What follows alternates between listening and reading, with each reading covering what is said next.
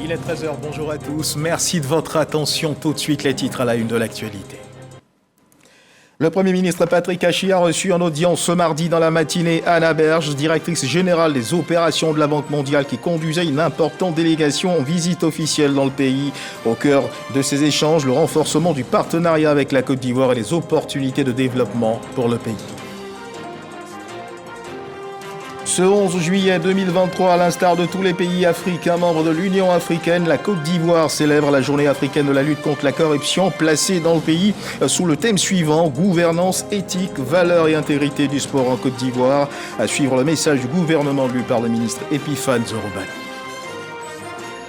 Un hélicoptère de tourisme s'est écrasé ce mardi au Népal, peu après son décollage, faisant 6 morts, dont 5 touristes mexicains. L'appareil avait décollé de Sourk, près de Lukla, dans la région de l'Everest, en direction de la capitale népalaise, Katmandou.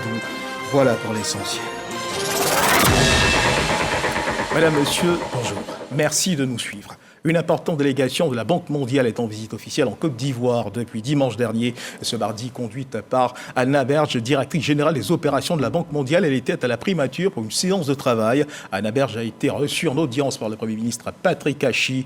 Au cœur de leurs échanges, le renforcement du partenariat avec la Côte d'Ivoire et les opportunités de développement pour le pays. Alexis Ouedraogo. Ce mardi, à la primature, Anna Berge, nouvelle directrice générale des opérations de la Banque mondiale, est reçue par le chef du gouvernement.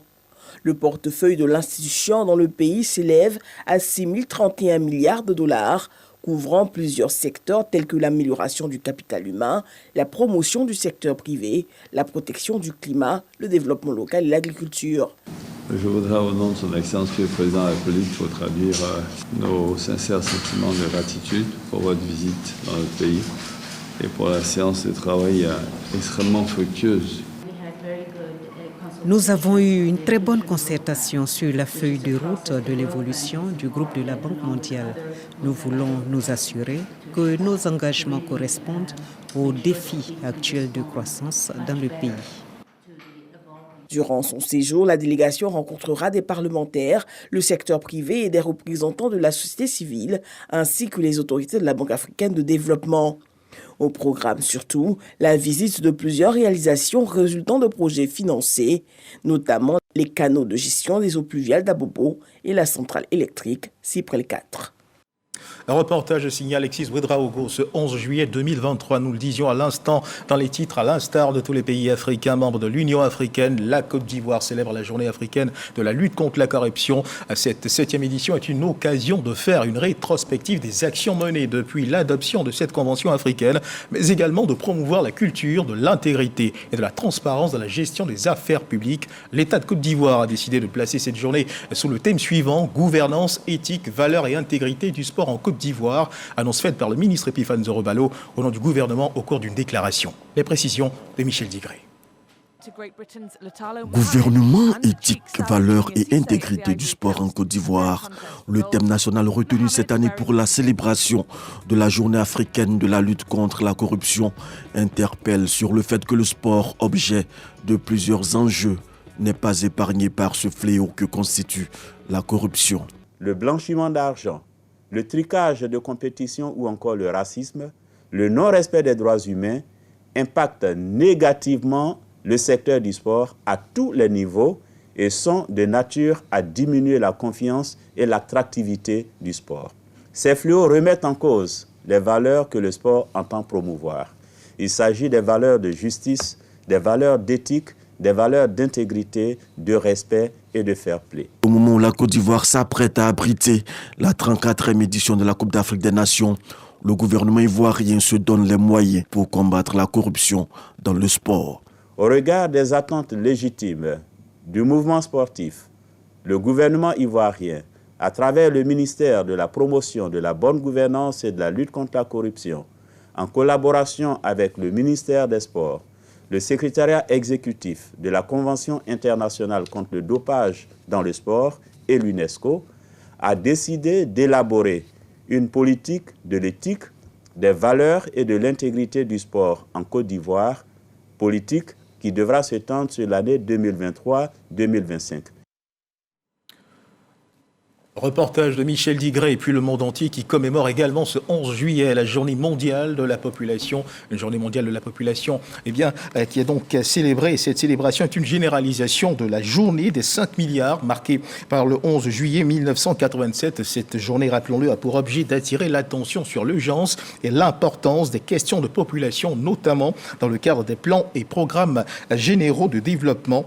Voilà ce que l'on pouvait dire de cette célébration. Les habitants des quartiers abattoirs Sud B et Sud D, extension de Daloa, peuvent désormais vaquer à leurs occupations de nuit en toute sécurité. Le ministre de la Promotion de la Jeunesse, de l'Insertion professionnelle du service civique, Touré Mamadou, a procédé à la mise sous tension électrique de ces deux quartiers. L'obscurité qui prévalait depuis une vingtaine d'années dans ces quartiers était source de grandes angoisses. Cette réalité est désormais loin derrière. Walter Amadou Ouattara.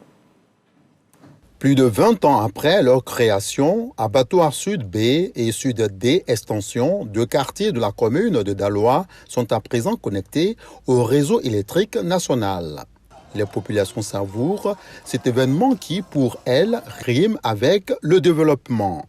Avant le courant, nous étions agressés à tout moment dans l'obscurité. J'ai moi-même été agressé au moins à 2 reprises. Donc vraiment aujourd'hui, avoir la lumière, pour nous, c'est entrer au paradis grâce au président de la République. Vraiment, la joie est immense. Nous disons merci au président Alassane Ouattara. Merci du fond du cœur. La population est en joie aujourd'hui. Le ministre de la Promotion de la Jeunesse, de l'Insertion professionnelle et du service civique, Mamadou Touré, cadre de la région, procède à la mise sous tension. Il annonce que cette action en faveur des populations est à l'actif du président de la République, Alassane Ouattara. Vous savez que le gouvernement a fait la priorité pour tous sa priorité. Et donc le Premier ministre Patrick Hachi, après l'accord du chef de l'État, a instruit pour que ce quartier soit électrifié. C'est un quartier qui regroupe beaucoup de populations. Et il était important que ces populations aient enfin accès à l'électricité. L'électrification de ces deux quartiers va impacter le quotidien des habitants, estimé à près de 1000 âmes. Voilà, des populations heureuses de voir leur quartier désormais électrifié. Il pleut beaucoup en ce moment, normal me direz-vous, nous sommes en pleine saison des pluies. Bonne nouvelle pour les semences car des sols sont bien irrigués, mais attention, danger pour la santé car cette période augmente les risques de maladies hydriques comme le choléra ou la dysenterie, des maladies qu'on peut éviter en adoptant tout simplement les gestes qu'il faut. Appel à la vigilance, Delphine Blanc. La grande saison des pluies est bien là. Elle n'a pas que l'inconvénient de vous tremper les pieds, elle peut aussi vous rendre malade.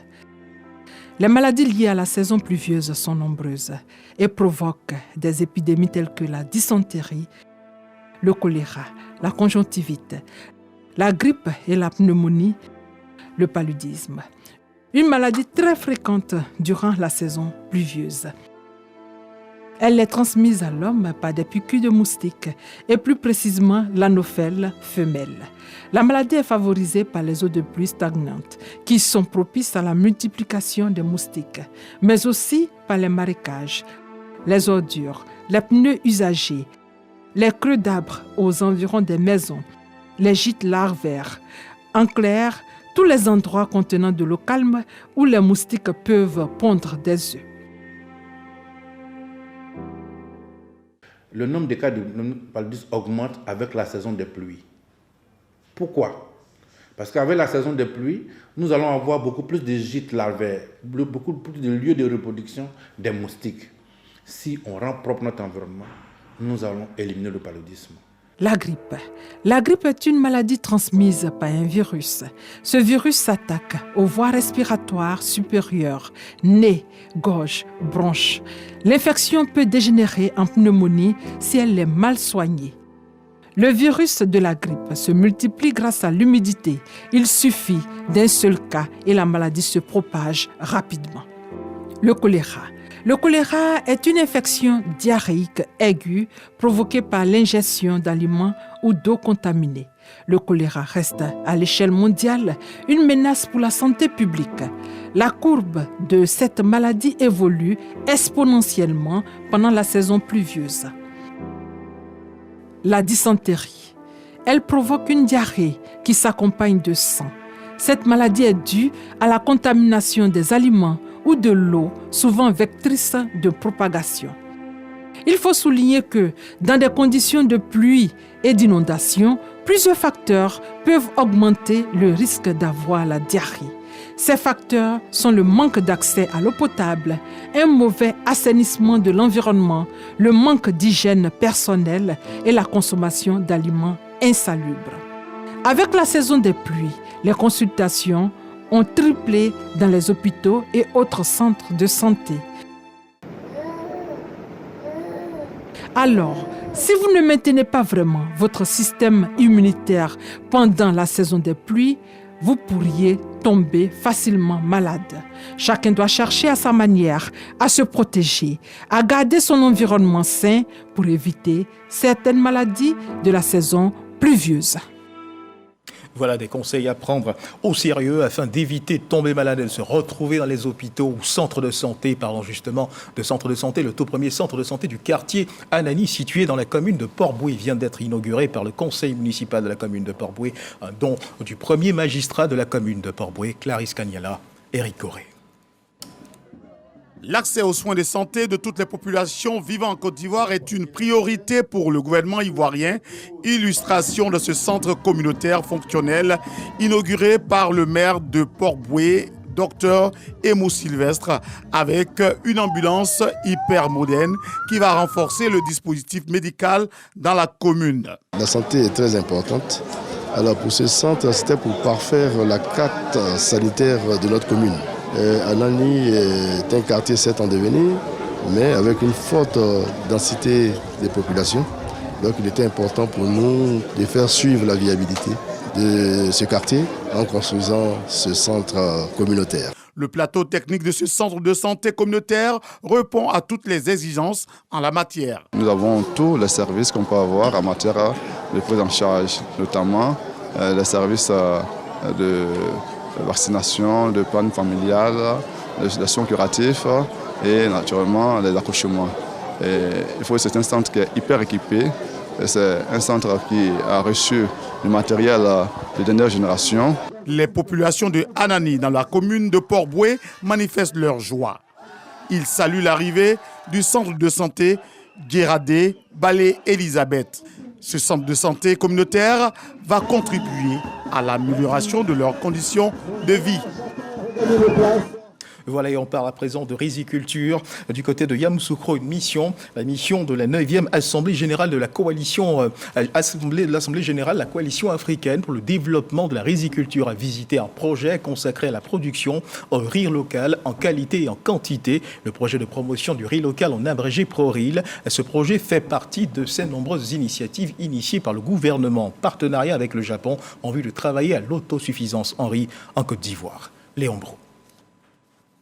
Immersion de la 9e Assemblée Générale de la Coalition africaine pour le développement de la riziculture au périmètre rizicole de Yamlabo, département de Yamoussoukro. Techniques culturelles, variétés et surtout production de riz évoquée avec les exploitants de cet espace irrigué de 20 hectares. C'est une société qui nous préfinance. Sur les 20 hectares, on produit 80 tonnes par cycle. Ici également interviennent pour 5% maximum les produits phytosanitaires. Certes, pour ce que le riz local résiste aux intempéries, mais ce sont des exigences pour en préserver la qualité après transformation. C'est dans cette usine de capacité 2 tonnes de riz local par heure. Le riz verdu est un riz qui a un taux très bas de pesticides. Et le riz source est un riz qui vient en fait du tréfonds, tel que Gagnoa, Divo. Mais avant ces choix, il y a un travail qui est fait en aval.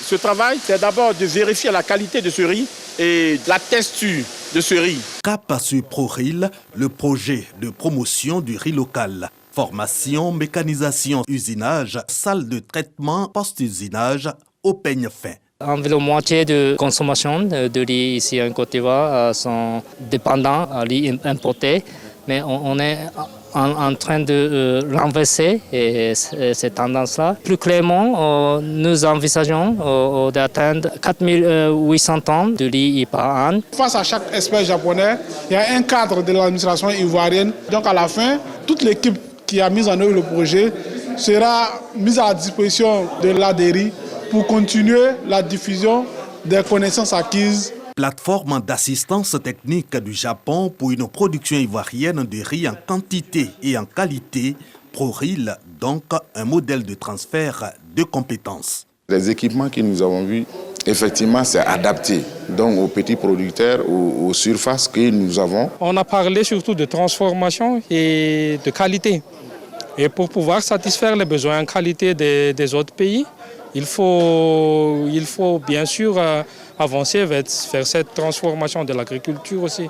La deuxième phase du projet pas encore échue, mais ProRil, espoir de l'autosuffisance en riz. 55% du besoin national de consommation couvert avec 1 100 000 tonnes de riz produites en 2022.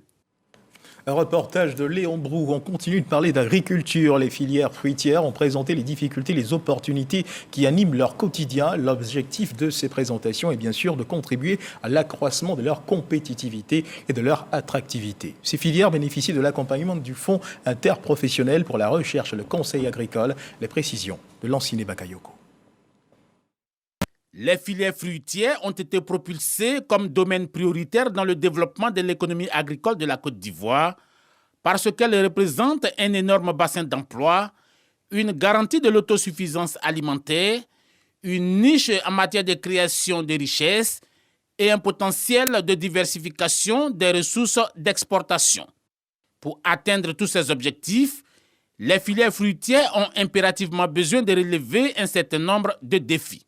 Ces défis ont pour nom l'amélioration de la productivité des exploitations avec un accent particulier sur la recherche et l'innovation technologique. La lutte phytosanitaire de nos productions, la compétitivité de nos exportations en vue de survivre dans un marché toujours difficile et préserver l'origine ivoirienne. La réduction des effets négatifs du changement climatique, l'accès au financement des acteurs et surtout des producteurs. Les solutions à ces problématiques permettront d'accroître la compétitivité et l'attractivité des filières fruitières confrontées à une forte concurrence internationale. Le Fonds interprofessionnel de recherche et de conseil agricole FIRCA se dit prêt à densifier ses axes d'accompagnement et à ouvrir de nouvelles opportunités. Sur la période du 10 juillet au 1er août 2023, une vingtaine de filières se succéderont au rythme de 2 filières par semaine pour échanger avec nous sur l'ensemble de nos interventions, les sujets qui les préoccupent, les projections pour l'avenir. Toutes ces réflexions sur la nécessité de moderniser les filières agricoles s'inscrivent dans la célébration du 20e anniversaire du Fonds interprofessionnel de recherche et de conseil agricole FIRCA. Et les femmes de la coopérative Péniel à Dabobo, à Keikwa, veulent prendre une part active à l'autosuffisance alimentaire en Côte d'Ivoire. En vue d'atteindre cet objectif, elles ont décidé d'organiser un dîner gala en vue de collecter des fonds, 10 millions de francs CFA. Michel Mambo. Loin des champs, elles ont déposé machettes et daba le temps d'un dîner gala pour collecter des fonds. Les femmes de la société coopérative Péniel d'Akeikwa, dans la commune d'Abobo, veulent se donner les moyens d'accroître leur production. Notre pays fait face aujourd'hui à l'épineux défi de la cherté de la vie. Comment répondre efficacement à cette contrainte? La solution se trouve certainement dans la vision de Monsieur le Premier ministre, Monsieur Patrick Achi, qui dit « Nous relèverons le défi de la cherté de la vie par la transformation de nos produits agricoles. » La coopérative Péniel s'inscrit résolument dans cette dynamique. Cependant, nous manquons de tout en ce qui concerne la technologie de la transformation parce que celle-ci se trouve hors de notre portée. Des camions de transformation, des machines broyeuses, des sécheuses de manioc, des équipements pour booster la production de vivriers et surtout lutter contre la cherté de la vie. L'idée est noble, elles pourront donc compter sur la tutelle. Ce sont des braves femmes qui tous les jours sont au travail, à la tâche, pour nourrir les populations ivoiriennes, pour permettre aux consommateurs d'avoir de la nourriture pour leur famille, qui permettent au marché d'être largement approvisionné. Elles méritent d'être accompagnées. Et c'est pourquoi le ministre du Commerce, de l'Industrie et de la Promotion des PME, Dr Souleymane Dirasouba, nous a demandé d'être à leur côté ce soir pour exprimer toutes nos félicitations et nos encouragements pour leur travail au quotidien. Objectif visé au bout du compte, 10 millions de francs CFA. Les autorités administratives et coutumières présentes à ce dîner-gala ont également mis la main à la poche, de quoi motiver ces braves Amazones engagées pour l'autonomisation de la femme et l'autosuffisance alimentaire de la Côte d'Ivoire, cela depuis une dizaine d'années. Des femmes déterminées pour l'atteinte de leurs objectifs. Dans le cadre de la mise en œuvre du projet Consolidation de la paix dans la zone nord-est de la Côte d'Ivoire, la FAO, l'Organisation des Nations Unies pour l'alimentation et l'agriculture, l'OIM, l'Organisation internationale pour les migrations et le Programme des Nations Unies pour l'environnement ont offert du matériel informatique et des engins à 2 roues à 4 sous-préfectures du département de Bandoukou, ce dont vise à permettre aux sous-préfectures impliquées dans la mise en œuvre de ce projet de remplir leur mission dans de bonnes conditions. Herman Yamia. Du matériel informatique, des mobiliers de bureau, des chaises et des motos remis aux sous-préfectures de Bandoukou, Tagadi, Songori et Sorobango. C'est un don de l'Organisation des Nations Unies pour l'alimentation et l'agriculture FAO, de l'Organisation internationale pour les migrations OIM et le Programme des Nations Unies pour l'environnement PNUE. Ces dons interviennent dans le cadre de la réalisation du projet Consolidation de la paix dans la zone frontalière du nord-est de la Côte d'Ivoire, par le biais d'une gestion participative et planifiée des ressources naturelles à travers les plans participatifs d'action environnementale communautaire. Ce matériel va vraiment contribuer au bon fonctionnement du service de la sous-préfecture. Nous tenons vraiment à dire merci au nom de l'ensemble des populations de la sous-préfecture de Bandoukou et aussi au nom de l'administration. Ces plans d'action comprennent une description de la vision de développement de la communauté, de l'approche pour y parvenir, des engagements et des ressources disponibles à mobiliser selon des actions prioritaires. Ils nous ont demandé ici à Songori de mettre en place un système qui leur permet de pouvoir avoir de l'eau pour toute la population à partir d'un système solaire qui est fait ici, que vous voyez des plaques. L'un des projets pour lesquels nous sommes là, c'est la réhabilitation du site d'orpaillage clandestin abandonné. Et nous avons procédé à cette réhabilitation et remis en l'état le sol et également y mettre des cultures afin que les populations sachent que quand l'orpaillage est encadré, elles peuvent toujours récupérer leurs terres. Les plans participatifs d'action environnementale communautaire sont financés par le Fonds pour la consolidation de la paix de l'ONU et mis en œuvre par l'association Initiative pour le développement communautaire et la conservation de la forêt. De Bandoukou, nous prenons la direction de Yamoussoukro, où réunie dans la capitale politique ivoirienne pour son 10e congrès, la Société ivoirienne de pédiatrie s'est saisie de l'opportunité pour porter des réflexions sur la santé de l'adolescent, les défis et perspectives. Une rencontre qui lui a aussi permis d'aborder les avancées de la pédiatrie. La pédiatrie qui, rappelons-le, est une spécialité médicale qui se consacre à l'enfant depuis la vie intra-utérine jusqu'à la fin de l'adolescence. Kader Sokotogo. La pédiatrie se définit comme la médecine des enfants.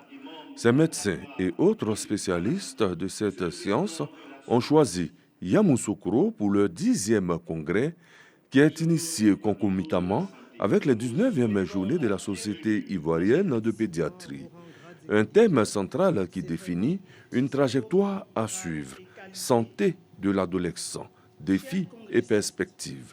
L'attention particulière que requiert l'adolescent et le caractère holistique de sa prise en charge ont guidé le choix des thèmes d'échange qui porteront sur la santé sexuelle et reproductive, le traumatisme, la violence, les maladies transmissibles et non transmissibles, la nutrition, la santé mentale et la consommation des substances psychoactives. Ce 10e congrès a passé en revue l'actualité de la pédiatrie, les grandes innovations et a surtout servi de cadre à un partage d'expériences. Le congrès a formulé des recommandations pour la prise en charge des adolescents par des pédiatres. Une rencontre saluée par le représentant du parrain du Congrès, Dr Eugène Akaoulé, président du Conseil économique, social, environnemental et culturel. Conscient des nombreuses préoccupations auxquelles nos adolescents sont confrontés en matière de santé, il est de votre devoir de leur apporter des réponses idoines afin de garantir un avenir sain et épanoui pour nos jeunes. Depuis 1982, date de sa création, la Société ivoirienne de pédiatrie reste attachée à son objectif: lutter pour la réduction de la morbidité et la mortalité des enfants. On se rend à présent dans le nord de la Côte d'Ivoire, précisément à Ferkessé-Dougou. Le ministre d'État, ministre de la Défense, Téné Birahima Ouattara, et le conseil régional ont célébré les femmes du Tchologo. C'était à la place Alassane Ouattara, reportage Kader Sogodogo. Place Alassane Ouattara de Ferkessé-Dougou. Venus de Kong, Wangolo-Dougou et de Ferkessé-Dougou, les femmes sont à l'honneur à l'initiative du Conseil régional du Tchologo, avec à sa tête le ministre d'État, Téné Birahima Ouattara. Chères mères, vous êtes à l'honneur aujourd'hui parce que vous êtes des braves femmes et des femmes battantes. Votre abnégation au travail bien fait a contribué au développement de la région. Cette fête des mères bénéficie du soutien de deux têtes pensantes de la sécurité sociale en Côte d'Ivoire, Berté Abdramantier Moko, directeur général de la SEGRAE, et Jacques Assulieu, directeur général adjoint de la CNPS. Ils ont de l'amour à redonner à toutes ces mères. Chères mères, chères mamans, chères sœurs, vous êtes les piliers de notre société, les gardiennes de nos valeurs et l'incarnation de l'amour, de la protection et de la bienveillance. Vous méritez tout notre respect, notre reconnaissance et notre dévouement. Des tricycles, des pagnes, des chaises, etc. Des cadeaux pour plus de 6 000 mères. La reconnaissance, une valeur partagée dans le Tchologo. La mère, comme on le dit souvent, est irremplaçable. C'est la mère qui nous donne la vie. C'est la mère qui, durant des années, malgré tout ce que nous faisons, nous supporte. C'est elle qui nous guide. C'est elle qui nous donne à manger. C'est elle qui nous surveille. La mère est tout. La mère est tout pour un homme. Chère mère, bravo pour tout ce que vous faites pour nous. Et nous vous demandons de continuer de nous supporter. Le défilé des braves femmes, associations, groupements et coopératives, devant le ministre d'État, ministre de la Défense, les élus et cadres du Tchologo, dont le ministre de l'Enseignement supérieur et de la Recherche scientifique, Adama Diawara, a apporté une autre coloration à la célébration. Et puis dans ce journal, cette action sociale, une fondation fait parler son cœur, la Fondation Paix, qui vole au secours des enfants handicapés visuels dans la commune d'Anyama. Elle leur a offert des équipements visuels. Asto Touré. La Fondation Paix et Unité en Afrique, au chevet des enfants handicapés visuels de l'Institut de réhabilitation et de formation des aveugles du Mont-Carmel d'Anyama. En partenariat avec l'ONG Le Refuge, il s'agit d'apporter du réconfort et du soutien à ces enfants. À l'endroit des enfants handicapés et spécifiquement visuels, nous voulons dire que le handicap n'est pas un frein à l'éducation. Nous voulons leur dire que la lecture est un outil d'éducation et nous voulons dire à l'Afrique, à la Côte d'Ivoire, au monde que l'éducation est un droit. Perdre la vue, ce n'est pas perdre la vie. Et c'est le message de réconfort que nous sommes venus apporter à ces enfants et leur dire d'être résistants, d'être patients, d'être endurants et bien entendu, beaucoup de choses peuvent se passer de positif dans leur vie. Une action qui se situe dans le cadre de la célébration de la journée de l'enfant africain. Un parterre de personnalités ont pris part à cette rencontre, occasion toute trouvée pour lancer un appel pour l'amélioration des conditions de l'enfant africain afin de garantir leur plein épanouissement. Si nous célébrons la journée de la femme, nous célébrons différentes journées, c'est tout à fait normal qu'on puisse célébrer cette belle journée de nos enfants africains. Un enfant, c'est un enfant. Il n'a pas à la limite, n'a presque pas d'ethnie, n'a pas de couleur politique. Donc il faut lui donner tout ce qu'il faut pour qu'ils puissent s'épanouir. Des dons en vivres et en non-vivres leur ont été offerts. Nous avons appris le décès hier de Roger Nyuambala, une figure emblématique de la grande épopée du 7e art ivoirien. Le réalisateur Roger Nyuambala, lauréat de l'Étalon d'or de Yenenga au FESPACO 93, a tiré sa révérence. Hier donc lundi, malade depuis plusieurs mois, il est décédé des suites du mal qui le rongeait. Auteur de plusieurs films, notamment Au nom du Christ en 1993, Bouka en 1988, Ablakon en 1984, Dangama en 2000. Roger Nyuambala faisait partie des cinéastes de renom de la Côte d'Ivoire. Formateur de nombreux jeunes réalisateurs, Roger Nyuambala a également apporté son expertise à la RTI en tant que réalisateur à RTI2. Voilà donc ce que nous pouvions dire. Paix à l'âme de ce grand homme du cinéma ivoirien. Dans l'actualité internationale, c'est ce crash, un hélicoptère de tourisme qui s'est écrasé ce mardi au Népal, peu après son décollage, faisant 6 morts, dont 5 touristes. Ce qu'il faut également savoir, c'est que l'appareil de Manang Air avait décollé de Sourk, près de Lukla, dans la région de l'Everest, en direction de la capitale népalaise, à Katmandou. Voilà qui marque la fin de ce journal. Merci de nous avoir suivis. Agréable début d'après-midi. Dieu garde la Côte d'Ivoire.